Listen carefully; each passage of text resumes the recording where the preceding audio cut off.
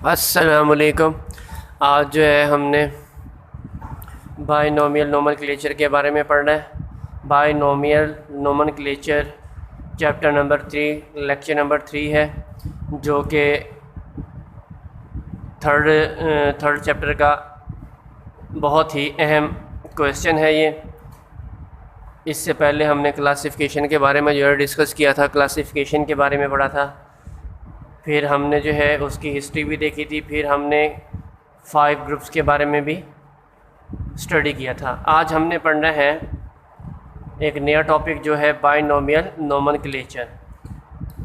Binomial nomenclature अगर हम इसकी वर्डिंग को देखते हैं तो बाई का मतलब होता है दो, नोमियल का मतलब होता है नेम, और नोमेनक्लेचर निकला है टेक्निक से, मैकेनिज़्म से, प्रोसीजर से। प्रोसेस से मतलब ऐसी टेक्निक जिसके अंदर जो है हम साइंटिफिक नेम देते हैं, और वो साइंटिफिक नेम जो है 2 हिस्सों पर मुश्तमिल होता है।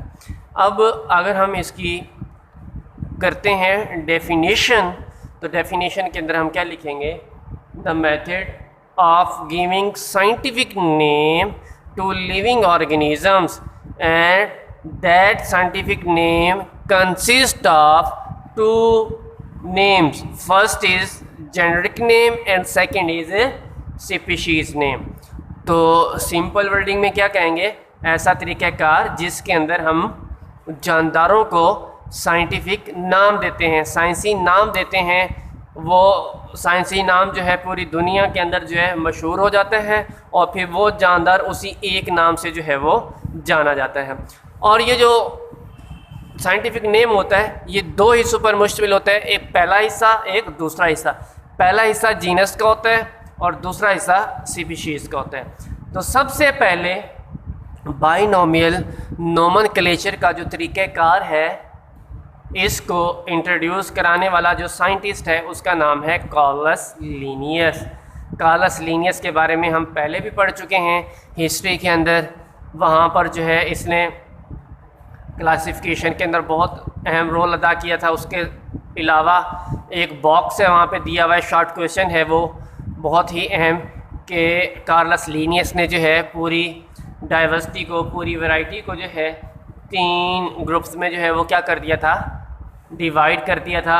वो वेजिटेबल्स, मिनरल्स और एनिमल्स, वेजिटेबल्स, मिनरल्स और एनिमल्स थे। ये 3 ग्रुप थे, और 5 जो है टैक्सॉन की बेस के ऊपर जो है इसने डिवाइड किया था।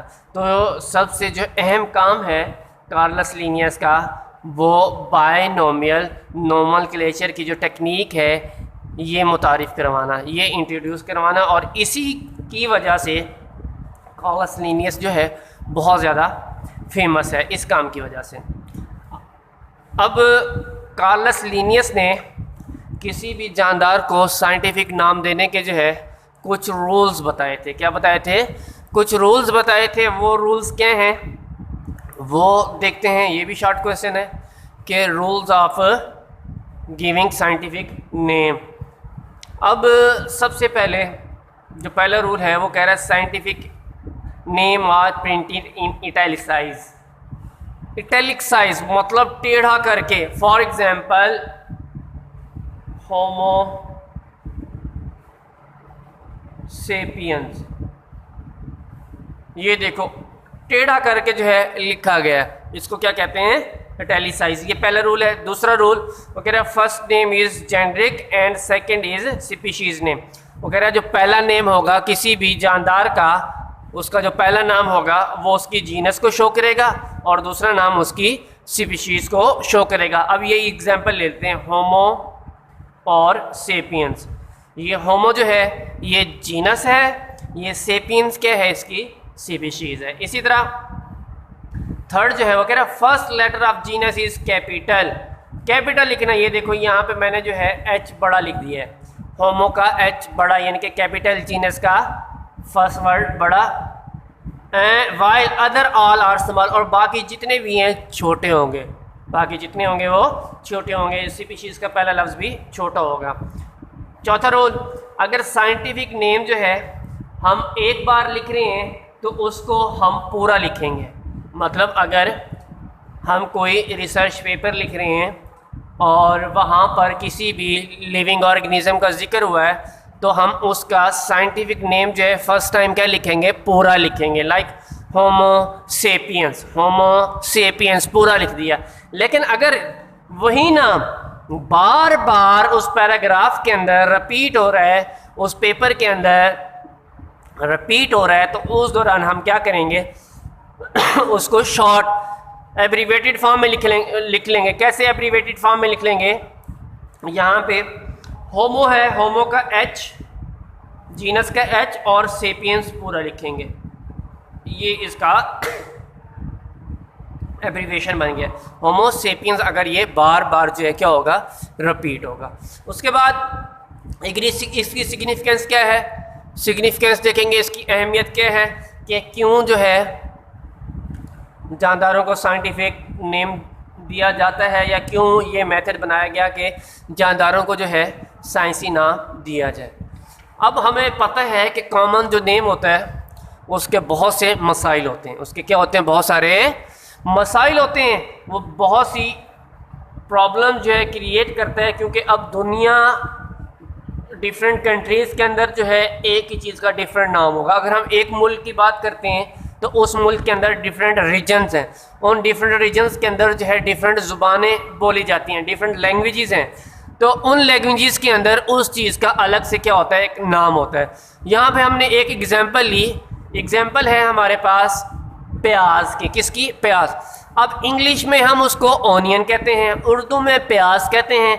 जो हमारे पाकिस्तान के डिफरेंट रीजन्स हैं जहाँ पे डिफरेंट लैंग्वेजेस बोली जाती हैं, वहाँ पे उसको गंडा भी बोला जाता है, बसल भी बोला जाता है और वसल भी बोला जाता है। अब चीज़ एक है, चीज़ एक है, एक लिविंग ऑर्गेनिज्म है, लेकिन इसके क्या है, डिफरेंट नेम है, जिसकी वजह से साइंटिस्टों को बहुत ज़्यादा प्रॉब्लम होती है इनको स्टडी करने में, इनको रीड करने में। इसीलिए इनको एक ख़ास नाम दे दिया जाता है इस बाइनोमियल नोमेनक्लेचर के रूल्स के थ्रू, जिसको साइंटिफिक नेम कहते हैं। जैसे अब ऑनियन यानी कि प्याज का जो साइंटिफिक नेम है वो क्या है? Allium cepa. Allium cepa, allium इसकी जीनस है और सीपा इसकी स्पीशीज़ है। इसी तरह हम एक और एग्जांपल लेते हैं। यहाँ पे बात कर रहे हैं हम फिश की। किसकी? फिश।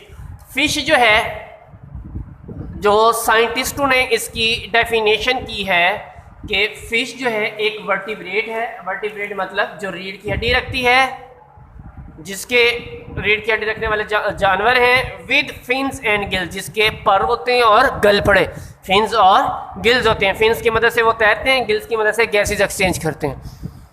अब ये तो हो गई फ़िश की डेफिनेशन जो साइंटिस्टों ने हमें बताई है। लेकिन कुछ फिशेस ऐसी हैं जिनके अंदर रीढ़ की हड्डी नहीं पाई जाती, वर्टिब्रेट नहीं है। जैसे सिल्वर फिश है, क्रेफिश है, जेलीफिश है, स्टार फिश है। ये फिशेस हैं, लेकिन फिशेस की डेफिनेशन के अंदर ये पूरा नहीं उतरते। इसीलिए जो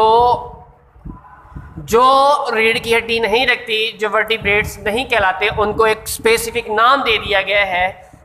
वो साइंटिफिक नेम क्या है? एस्ट्रेस रोबस। इन तमाम के लिए जो है यही एक नाम जो है क्या किया जाएगा?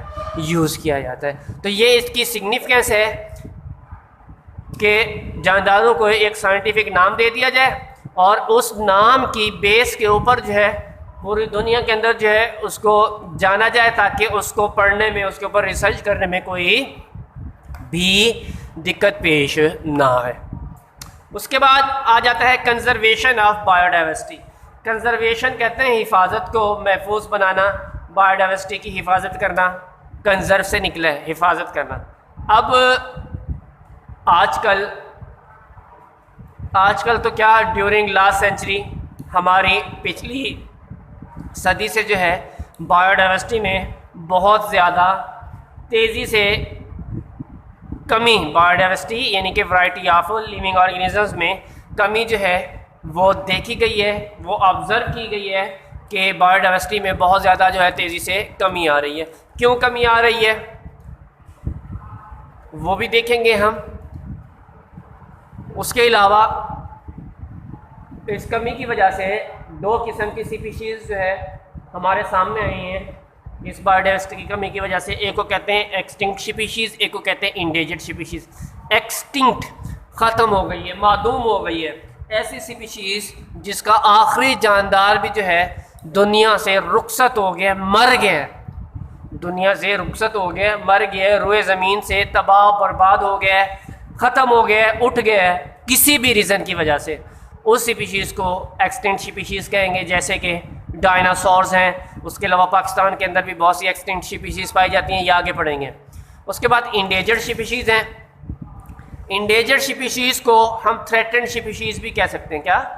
थ्रेटेंड स्पीशीज़, ऐसी स्पीशीज़ जिनको फ्यूचर के अंदर ख़त्म होने का, मादूम होने का ख़तरा लाहक हो, वो इंडेंजर्ड स्पीशीज़ कहलाती हैं।